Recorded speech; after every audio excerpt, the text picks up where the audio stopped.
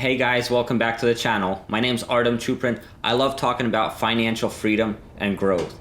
The stock market is at all-time highs again, but I wanted to talk a little bit about some unsettling news that might put a damper on our party. Maybe it's time for the party pooper. No more parties, no way. N-O. You never want to have fun. Every party has a pooper, that's why we invited you. Party pooper, party pooper. Everybody has a pooper, that's why we invited you. You may want to watch the whole video through because I'll share some information that the mainstream media and the main financial talking heads are not talking about. Kind of hang on till the end of the video and you'll see some interesting information that to me is a little bit worrisome.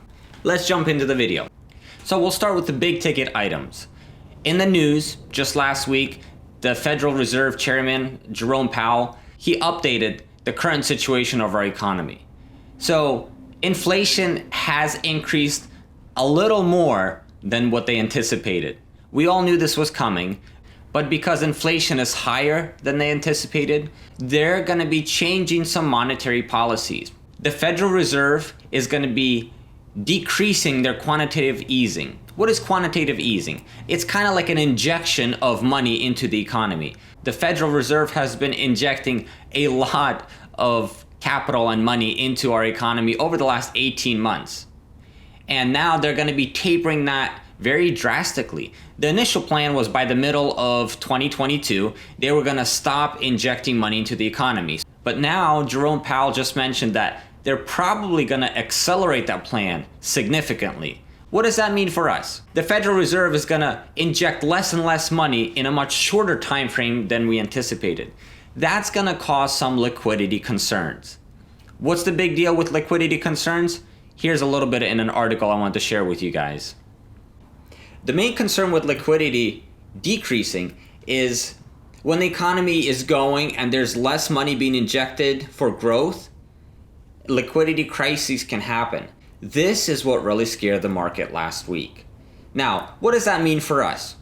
The consensus with the economists is it may take up to a year and a half for the average person to feel the change in monetary policy. But the stock market is forward-looking, meaning people who are investing into the stock market are trying to predict where things are going to be in about 9 to 12 months. I wanted to just make sure that you're aware that the risk for a drawdown or a market correction or a market crash or whatever those big buzzwords are, the risk of things going sour in 2022 are significant. In other words, if you're planning to dump a whole bunch of your life savings into the market right now, you might want to be a little bit cautious with that. Now, if you're consistently putting money into, for example, your 401k or a Roth IRA, and every month you just have money going in, I'm not changing a thing with that plan. But if you're planning on some short-term investing, you want to be a little bit more cautious. Here's another thing I wanted to share. Most people think, well, cryptocurrency will keep them safe if the stock market crashes, or gold's going to keep them safe if the market crashes, or they're going to go more into bonds and bonds will keep them safe. I want you to be aware, back in March 2020, when things crashed, when the COVID crash happened, everything went down. Crypto went down, the stocks went down, the bond market went down, gold went down, everything went down. In other words, if there's a liquidity crisis and there's not enough money for you when you require margin payments, you're going to sell everything else that you have. So I just want you to be aware, not think that, well, because I'm well diversified in different assets, I will be just totally fine. There is risk in our system. Now, here's what I wanted to talk about a little bit more at the end of the video, as I promised you. Now, I wanted to share a simple chart with you guys, one that to me is a little bit concerning. So if you stuck around to this point in the video, give yourself a thumbs up, maybe give me a thumbs up if you found something valuable in here. This is what I wanted to show you guys in this video. Now, I wanted to show you guys a chart. I don't want to bore you with the details, but this chart to me is very concerning. So here is a picture of the stock market moving up over the last 15 years. So we have the 2008 crash and a couple other corrections on the way. I want you to look at one detail on this chart. So I'm going to pull it up on the screen right now. So as you look right here, there are two lines. One line is the stock market, and that's those little bar graphs going up and down, squiggling kind of from the bottom left to the top right. And the other line is a black line, and that one represents the percent of stocks that are under their 200-day moving average. Now, before I lose you guys, let me just kind of simplify it a little bit. So here's the combination to show you what's under the surface of the market. So if the market is going at new highs and the average stock is also moving up with the market, that's good. That's good news. Here we find something a little bit scarier. So there are times in the market as the market's still moving up, but the average stock, or maybe even more than half the stocks in the stock market, are actually going down.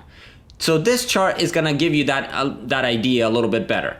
If you look at what happened right before 2008, the black line, which represents the percentage of stocks, drops significantly even though the market's going higher. So as the market's moving up, the black line, which represents the percent of stocks, is going down. So as the market's moving up, the average stock was falling before the top in 2007.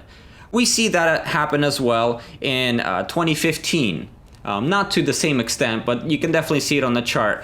As the market is moving up slowly, the percentage of stocks that are drowning keeps going up and up. So as the market moving up, stocks are drowning.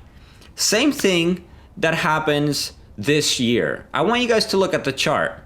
We haven't seen something this significant of a drop for quite a while. And it may be nothing. Maybe it's just a random nerdy thing on the chart, but I wanted you guys to be aware. So even though the market has skyrocketed, the reality is it's only a few big, huge stocks that are pulling the whole market upward. So it's the main names: Microsoft, Apple, Tesla, Facebook, well, not Facebook, Meta now. So all of those companies, they have still kept moving upward, but the average stock has declined significantly. So what does that mean for you? I wanted to just throw a little bit of caution. Maybe be the party pooper at the party. Party pooper, party pooper. Everybody has a pooper, that's why we invited you. Maybe to kind of douse a little reality on you guys.